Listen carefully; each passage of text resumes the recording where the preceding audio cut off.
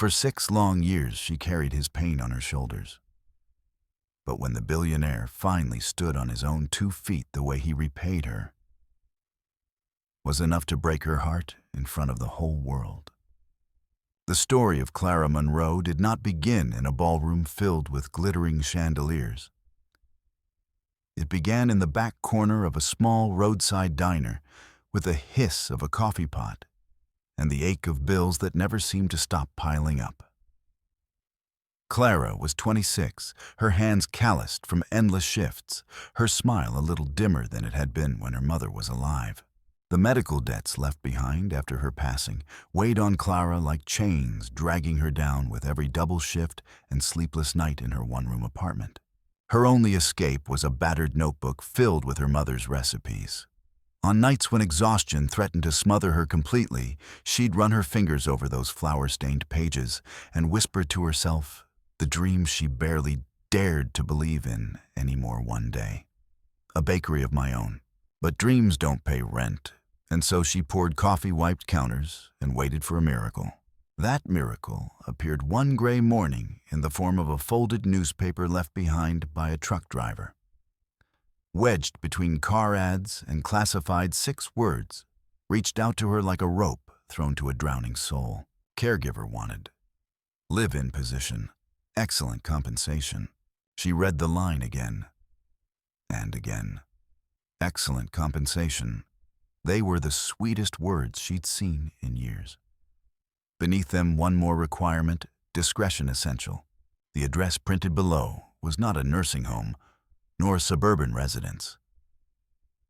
It was the Whitaker Tower, a monolith of glass and steel that loomed over the city like a watchful giant. Clara stood on the sidewalk that first evening, craning her neck until her eyes reached the penthouse lights far above. Something about that tower seemed cold, unwelcoming, but the thought of her mother's debts of another winter in that drafty apartment forced her forward. Inside, marble floors gleamed under golden light. A woman appeared to greet her, sharp as a blade.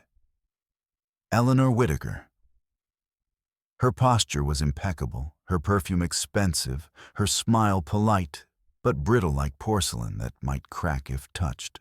My brother had an accident, Eleanor explained, her voice smooth and frosted. A car crash 2 years ago. Once the most commanding man in this city, he is now diminished and difficult. You must understand, caregivers do not last long here. Clara steadied her breath. I'm not afraid of difficult. Eleanor's lips curved, though her eyes stayed cold. We'll see. The penthouse itself was stunning floor-to-ceiling windows, stretching out over the city skyline.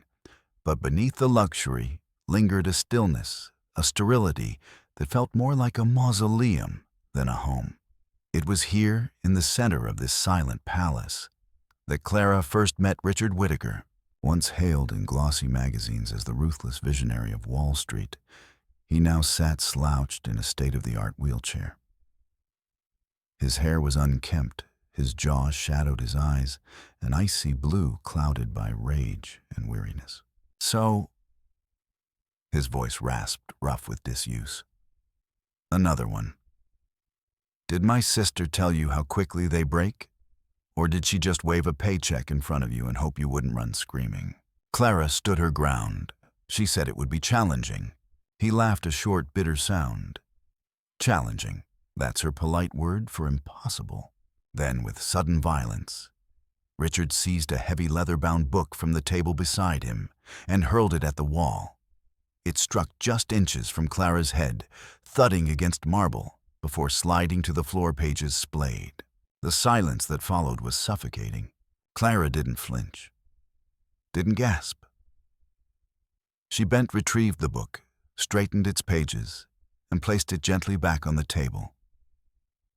Her voice was steady, quiet, firm. That wasn't decent. Please, don't do it again. For the first time in 2 years, Richard Whitaker said nothing. He simply stared at her, shocked not by fear, but by her refusal to show it. The clash of wills had begun. The penthouse stretched across the entire top floor of Whitaker Tower walls of glass, gazing down at the restless city below. By day, the skyline shimmered with promise, but within these walls, life was frozen. The marble floors gleamed like ice-polished wood, carried no warmth, and priceless art hung like ghosts on the walls. To Clara, it felt less like a home and more like a mausoleum, a breathtaking prison where silence weighed heavier than the crystal chandeliers. Richard ruled that silence with venom.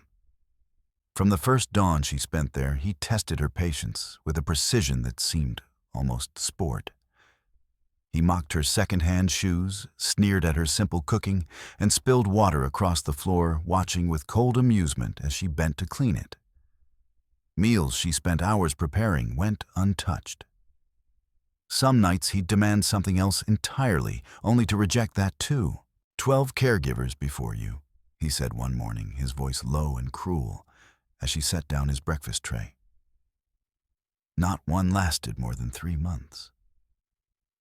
What makes you think you're different? Clara poured his coffee unshaken.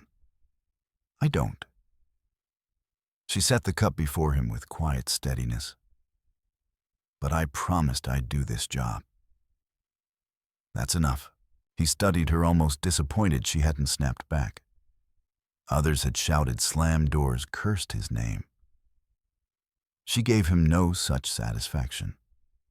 The battle became one of endurance, a clash of wills where silence often stung sharper than words. Yet behind her, resolve lay exhaustion.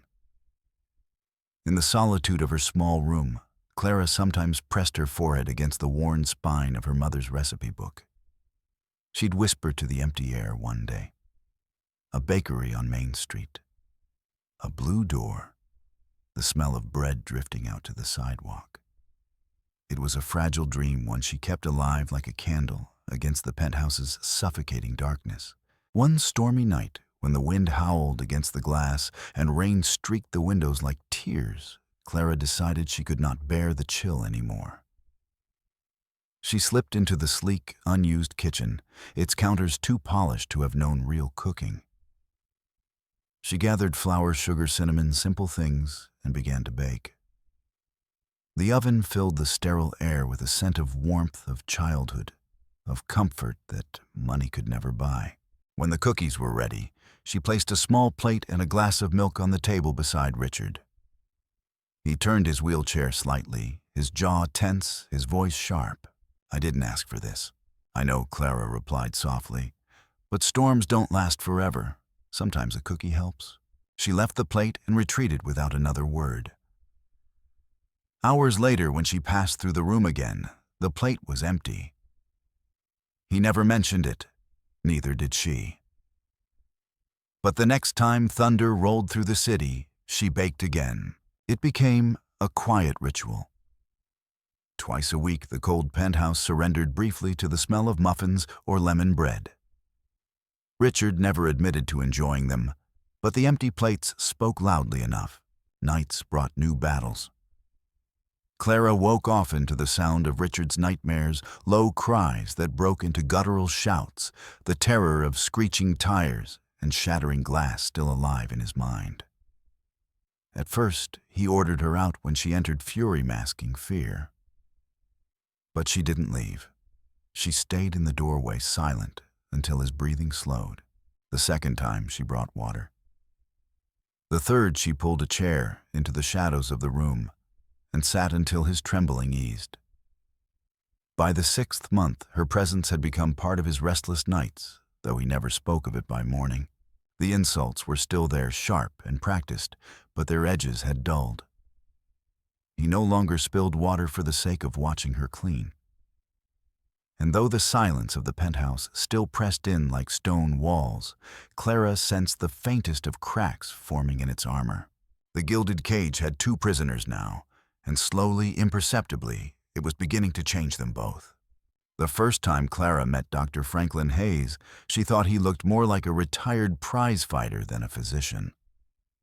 Broad shoulders strained the seams of his polo shirt, and his handshake was firm enough to remind Richard Whitaker that this man was no stranger to discipline or to pain. His voice was blunt, his words stripped of sympathy.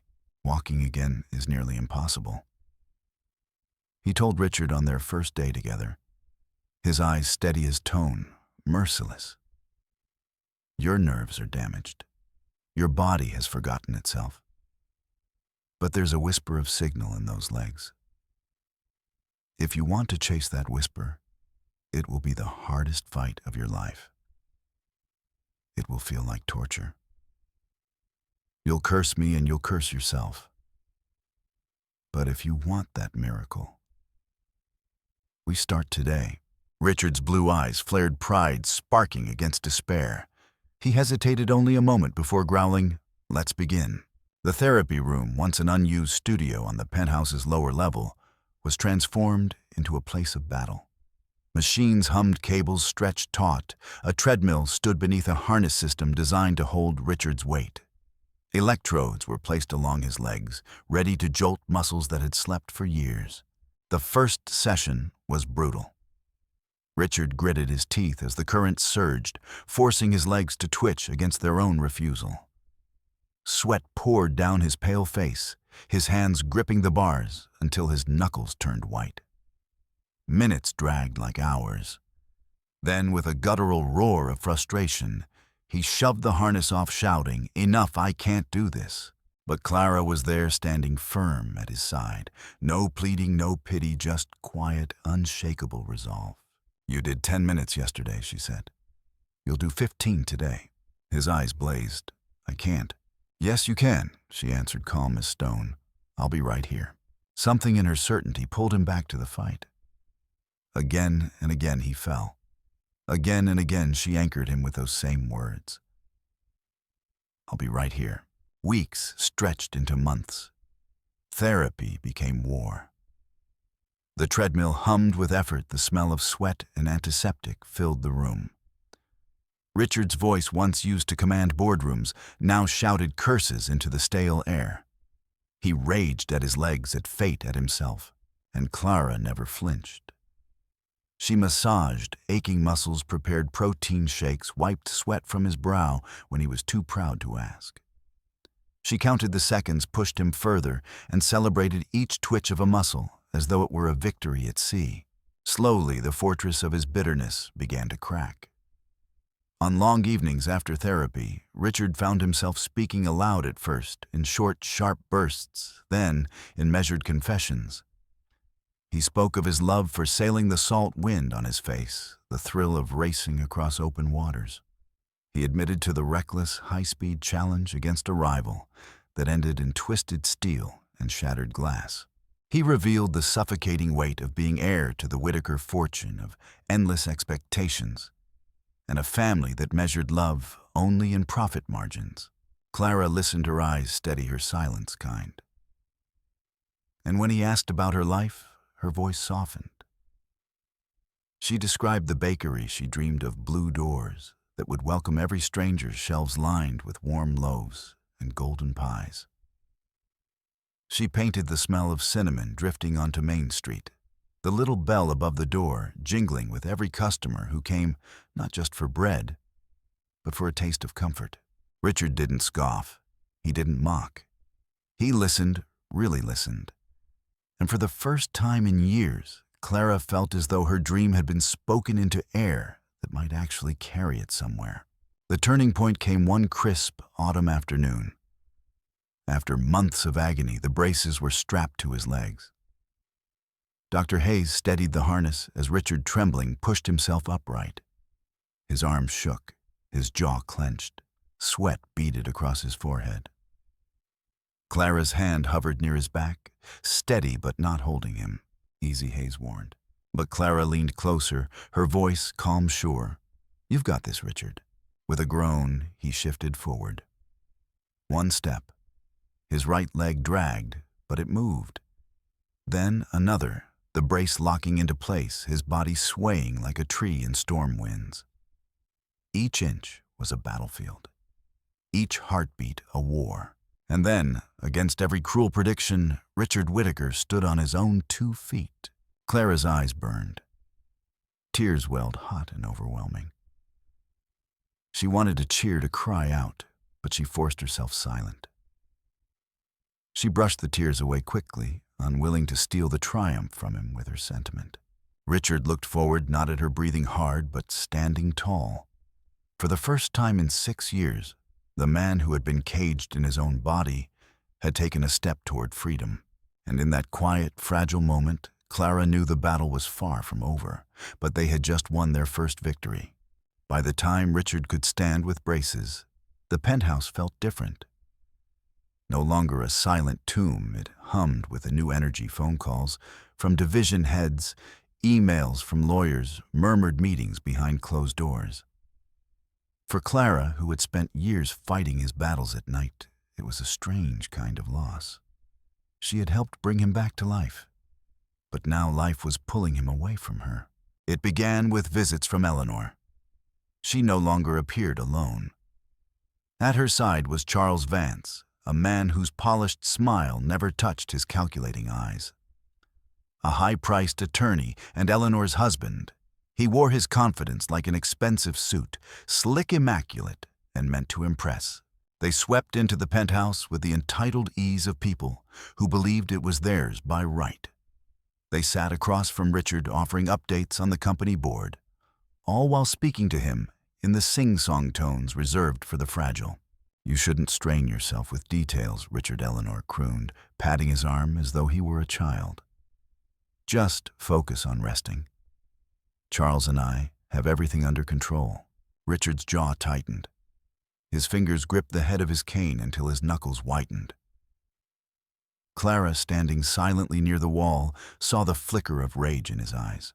And then Charles glanced toward her, his smile edged with disdain. "And this arrangement, this waitress playing nursemaid, how long does it go on? She's giving you false hope. A man in your position should have the best physicians, not companionship." For a heartbeat, Clara feared Richard would agree. But he surprised them all. His voice, low and steady, cut through the room. She stayed. The words hung there, heavier than glass and steel. Eleanor blinked, taken aback. Charles cleared his throat, forcing another polished smile. Clara felt warmth bloom in her chest. Perhaps after all this time Richard had truly seen her. But warmth cools quickly in a house built of ice. As Richard's strength grew, so did his distance.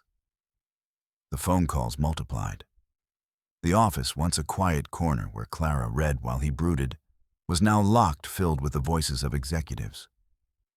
Meals were eaten distractedly, his eyes glued to financial reports. When he looked at her, it was often with absent-minded politeness, as though she were part of the furniture. One evening, Clara carried a tray of coffee into the kitchen. Charles was waiting, leaning against the counter, that same practiced smile on his lips. "You've done a remarkable job, Clara," he said smoothly. "Truly, we all underestimated you." She set the cups down, wary. "I just did what was asked of me." He leaned closer, lowering his voice. "And now your purpose is served. Richard doesn't need a crutch anymore. You were a tool, an effective one. But tools get put back in the box once the work is finished." Her throat tightened. "What are you saying?" "I'm saying, for your own sake, take the severance we've arranged. Leave quietly. Don't wait for him to discard you himself. It'll be less humiliating." Clara froze, her pulse hammering in her ears. She managed to whisper, "If Richard wants me gone, he can tell me himself." Charles's smile thinned. "Suit yourself." And then he was gone, leaving the kitchen colder than before. That night, unable to sleep, Clara wandered the dark hallways. The office door was ajar, a sliver of light spilling onto the marble floor. Voices carried Eleanor's sharp and commanding, Richard's quieter but edged with steel. "She's a liability," Eleanor said firmly. "A distraction. You need to think of the company, not some diner girl. The board is already nervous. Appearances matter. You must cut her loose." There was a long pause. Clara's heart pounded, desperate for him to defend her, as he had before. To say she stayed. Instead, Richard's voice came cold and flat. "You're right. The company must come first. I'll handle it." The words struck harder than any book hurled against a wall. Clara stumbled back into the shadows, a hand pressed to her mouth to keep from crying out. 6 years of sacrifice, of sleepless nights and whispered encouragement, had been reduced to nothing more than a liability. In that moment, surrounded by glass and marble, Clara Monroe felt the cage closing in again. Only this time, she was the one being locked out. The Whitaker Tower had never gleamed brighter. On the night of Richard's grand return, its marble lobby overflowed with polished black shoes and gowns glittering like constellations. Crystal chandeliers poured golden light across the ballroom, while violins hummed in the background. The city's elite gathered politicians, financiers, socialites, each eager to glimpse the fallen titan who had risen again. Richard entered to applause, a tailored tuxedo framing his tall figure, the ebony cane in his hand, more symbol than necessity. To the crowd, he was the picture of resilience, a man reborn. To Clara, who watched from the shadows of a side entrance, he was something else entirely, the man who had promised nothing then delivered her worst fear. She wasn't supposed to be there. The invitation clutched in her purse was a gift from Mariah the housemaid, who had whispered, "You need to see for yourself." Clara had almost refused. But curiosity, or perhaps desperation, had drawn her through those gilded doors. From her corner, she saw Eleanor and Charles glide through the ballroom, shaking hands, smiling too widely. They drew close to a secluded alcove, half hidden by floral arrangements. Clara followed, slipping nearer, until their voices cut through the music. "It's working perfectly," Eleanor whispered, her tone dripping satisfaction. "The board will see tonight he's not fit to lead. Tomorrow we present the reports, the forged testimony, the doctors we paid. By noon, Richard will be under conservatorship." Charles clinked his glass against hers. "And she's out of the picture." That waitress was the only thing tethering him to reality. Now he's isolated, vulnerable. Exactly where we want him. Clara's blood ran cold. Their plot was worse than she imagined. If she stayed silent, Richard would lose everything. For 6 years she had been his anchor, his witness, his ally. She couldn't stand by while they destroyed him. Summoning courage she barely felt, Clara pushed through the glittering crowd, her heart hammering. She reached the edge of the stage just as Richard stepped to the podium. His voice rang out strong and commanding, silencing the room. "Ladies and gentlemen, thank you for being here tonight." Clara's voice cut across his words, sharp with desperation. Heads turned. Conversations died mid-sentence. Hundreds of eyes found her a simple woman in a borrowed dress, trembling but unyielding. "They're plotting against you," she cried, her voice raw. "Eleanor and Charles, they're going to take everything from you. Don't trust them." Gasps rippled through the audience. Murmurs swelled. Eleanor's face blanched, then hardened into fury. Charles's jaw tightened like a trap. Richard turned slowly, his blue eyes locking on Clara's, across the crowded room. For a breathless second, something flickered there. Recognition, maybe even pain. Clara clung to it, praying he would confirm the truth. Instead, his voice came cold, clear, merciless. "I have no idea who this woman is." The words slammed into her like a physical blow. "She's clearly disturbed," he continued, his tone crisp, authoritative. "A disgruntled former employee. Please remove her." Security guards appeared at once, their grips firm on her arms. Clara's protests cracked into sobs. "Richard, please, you know me. You know what they're doing." But he didn't move. He didn't flinch. His face remained an unreadable mask as the crowd watched in stunned silence. The chandeliers blurred in Clara's vision as tears filled her eyes.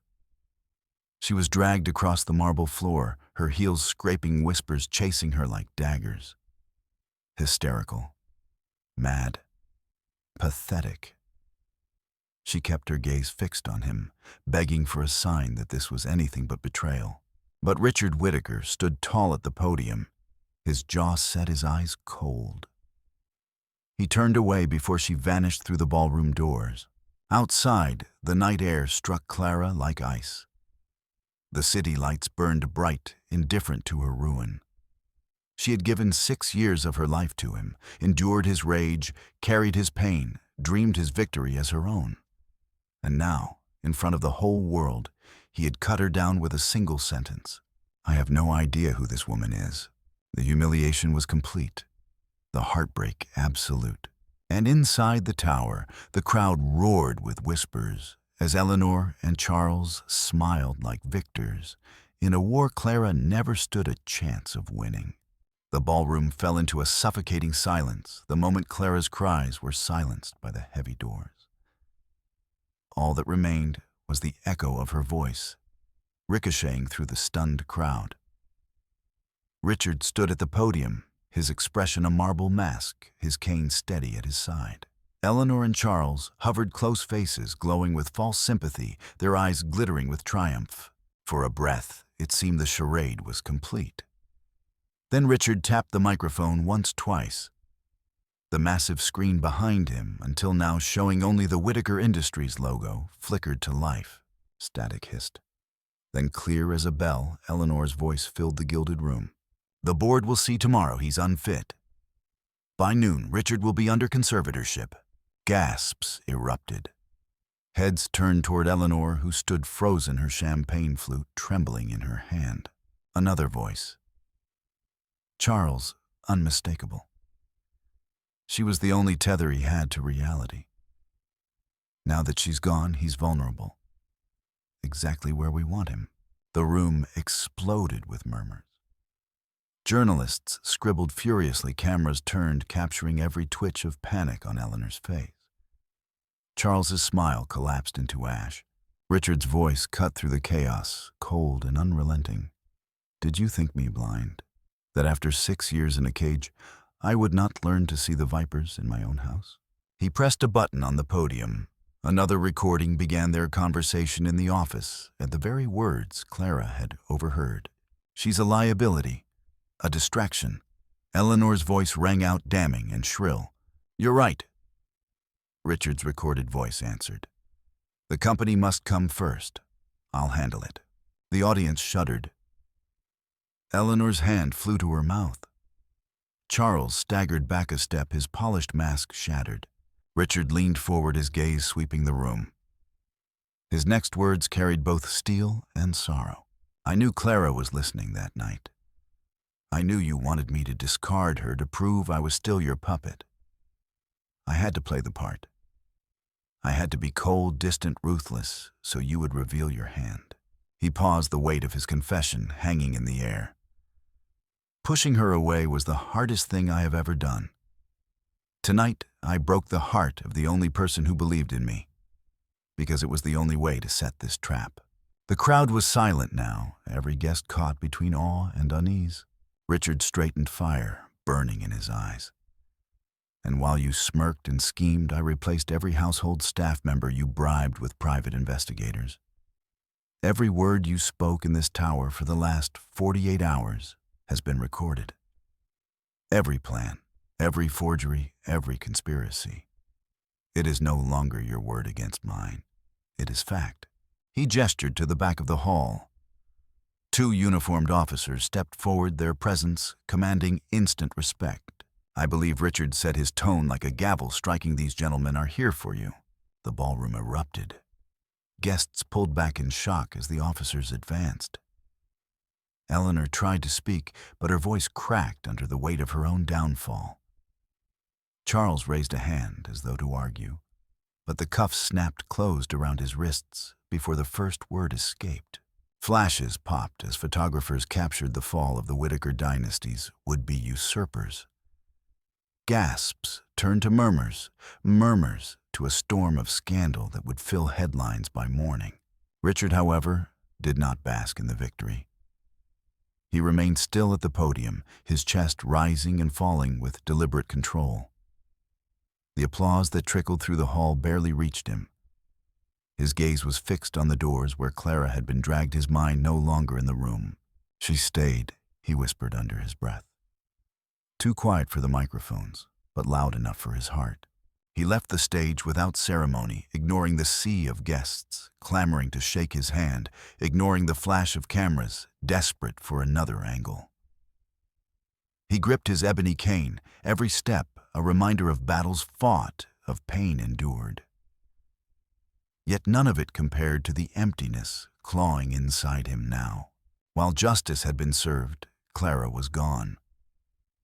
She had left not knowing the truth, not hearing the confession he had laid bare to the world. Somewhere beyond the glass and marble. She was alone in the night, her tears falling for the man who had broken her. The celebration swelled behind him. But Richard Whittaker walked past it, all his eyes hard, his jaw set. He had reclaimed his empire. Now he would risk everything to reclaim the woman who had given him back his soul. The Starlight Diner hadn't changed in 6 years. Its neon sign still buzzed faintly above the door, and the chrome stools at the counter bore the same scratches from decades of regulars, and the air smelled faintly of bacon grease and black coffee. For Clara Monroe, stepping back inside felt like slipping into an old life she had outgrown and yet desperately needed. Mr. Henderson, the diner's aging owner, didn't ask questions when she appeared with a small suitcase and tired eyes. He simply gave her the spare room upstairs and a quiet pat on the shoulder. In the mornings, she filled salt shakers, scrubbed counters, and refilled coffee mugs for the handful of truckers who still stopped by. The rhythm was familiar, almost comforting, but inside, Clara felt hollow. Each clatter of dishes reminded her of nights in the penthouse kitchen. Each storm that rattled the diner windows reminded her of cookies baked in silence. She had given 6 years of her life to Richard Whittaker, and he had cast her aside before the whole world. She told herself she hated him. She told herself she was done. And still, when she closed her eyes, she saw his face the night of the gala. The cold mask, the words that had cut her soul to ribbons. One quiet evening, long after closing, Clara sat alone in a booth, nursing a cup of tea gone cold. The bell above the diner door jingled. She didn't look up. It was probably Mr. Henderson coming down for his nightly inventory. Clara, the voice froze her. When she finally lifted her head, her breath caught. Richard Whittaker stood in the doorway, still in his tuxedo, the bow tie undone. His shoulders slumped with exhaustion. The ebony cane trembled slightly in his grip. He looked out of place, too polished, too broken for the simple diner, but his eyes, raw with pleading, belonged to a man stripped of every pretense. "What do you want?" Clara's voice was flat, almost lifeless. "Come to make sure the crazy woman isn't causing more trouble." He flinched as though struck. "I deserve that," he said quietly. "I deserve worse." He stepped forward, each pace measured, until he sank into the booth across from her. For a long moment, neither spoke. Then, with a heavy exhale, he began. He told her everything. How he had discovered Eleanor and Charles's conspiracy months ago. How he realized that as long as Clara stood by his side, they would never reveal their full hand. How he had been forced to become the cruel, cold Richard they expected in order to trap them. "If they knew you were my strength," he said, his voice raw, "they would have destroyed you to destroy me. I couldn't let that happen. So I did the one thing I thought I could control. I hurt you myself. In a way, I prayed I could someday undo." Clara's hands trembled around her cup. Tears burned, but she didn't let them fall. "You let me believe it was real. That all those years meant nothing." His throat worked, his eyes desperate. "It meant everything. You didn't just care for me, Clara. You saved me. Not my body, but my soul. You walked into my hell and you stayed. You gave me back my will to live." He reached into his jacket, pulling out a folder. With care, he slid it across the table. Clara hesitated, then opened it. Inside lay the deed to the vacant shop next door to the diner. The renovations were complete. The name on the paper's hers. "I bought it 6 months ago," Richard explained softly. "I needed something to hold on to. A promise to myself that after the lies and the pain, and there would be something true waiting. It's yours, Clara. For your blue door, for your bread and your pies, for the dream you thought no one listened to." Clara's vision blurred. Her hands covered her mouth as tears finally spilled free. "Richard," he leaned forward, his voice breaking. "Let me spend the rest of my life proving I'm worthy of what you gave me. Please." For a long, aching moment, the diner was silent, except for the hum of the neon sign outside. Then Clara reached across the table. Her hand found his. The lights glowed softly above them. Outside, the city quieted under the night sky. And in that small booth, two broken souls began to piece together something stronger than either had known before. Because true wealth is not measured in skyscrapers or fortunes. It is found in the hearts we protect, the loyalty we honor, and the dreams we share. If this story moved, you take a moment to reflect. Would you forgive Richard if you were in Clara's place? Share your thoughts in the comments. And if you want more unforgettable stories of sacrifice and redemption, be sure to subscribe and stay with us for the next journey.